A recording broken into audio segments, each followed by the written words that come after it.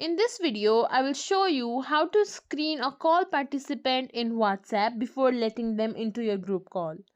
For that, simply open up WhatsApp, then open up the group chat where you want to call, then click on this video icon.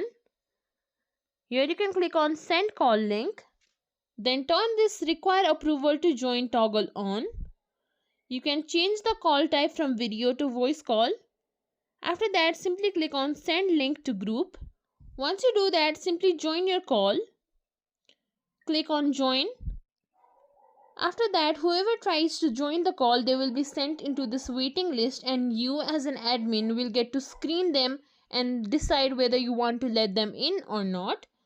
So whenever somebody tries to join it, you will get this kind of requested to join. Now you can either tick mark it or reject it. Simply click on tick if you want to admit it. And if you think this video was helpful, please like, share, subscribe to our channel, and thank you for watching.